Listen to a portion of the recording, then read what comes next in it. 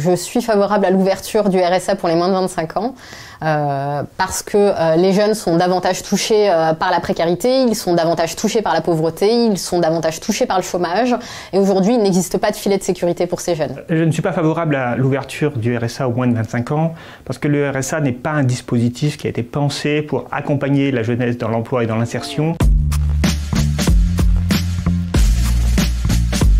Le RSA, c'est quoi? Le RSA, c'est 564 €. C'est rien du tout par rapport au seuil de pauvreté qui est en dessous de 1080 € environ. Donc, lorsqu'on touche le RSA, on touche pas grand-chose. Hein. En temps de crise, il y a de nombreux dispositifs qui existent déjà qu'il faut renforcer. Les bourses, la garantie jeune, l'emploi. Ces aides destinées aux jeunes, aujourd'hui, en l'état actuel, sont largement insuffisantes. Cette garantie jeune, elle concerne les personnes les plus vulnérables, les plus en difficulté, en effet, dans le système d'emploi, ceux qui sont les moins diplômés, sauf que ça concerne seulement 100 000 jeunes. Il faut développer un plan massif d'embauche de la jeunesse.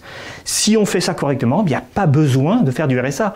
Le RSA, c'est la solution de facilité. Il y a un acteur économique majeur qui peut se permettre d'embaucher et qui a des besoins importants, c'est l'État, les collectivités territoriales, parce qu'on a des besoins dans la santé, on a des besoins dans l'éducation, on a des besoins dans le social et même dans la sécurité.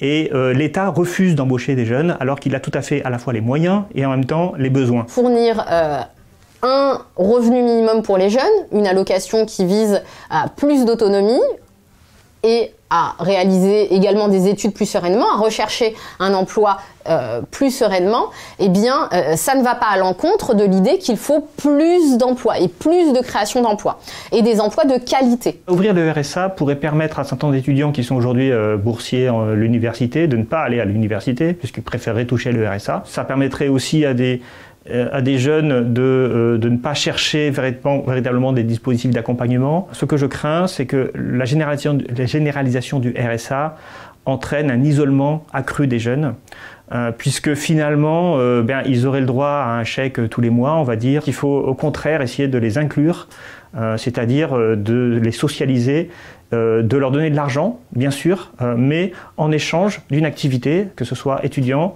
emploi ou dispositif d'insertion. Fournir ce type de prestations, ça permettrait plutôt d'éviter des situations de déclassement pour les jeunes, qu'ils acceptent n'importe quel emploi et que ça conduise également les employeurs à niveler par le bas leurs conditions de travail, leurs conditions de rémunération, en se disant les jeunes n'ont rien, donc ils vont accepter ce qu'on leur propose à des conditions de rémunération moindres et en prenant des jeunes bien plus diplômés, etc., etc.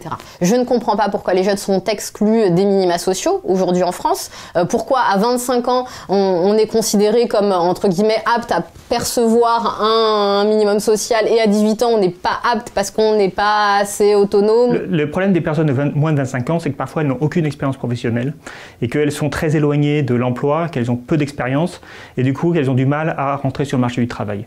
Si on considère que résoudre ce problème, on peut le faire uniquement par donner de l'argent, eh bien je pense qu'on ne résout pas le problème de fond qui est la capacité justement de s'insérer. Je pense que ça demande un travail spécifique, un accompagnement spécifique, ce que ne permet pas en réalité le RSA, qui est plutôt calibré pour des personnes qui ont déjà une expérience ou qui ont une vie de famille et qui n'ont pas forcément le temps de se former ou de répondre à des dispositifs d'insertion.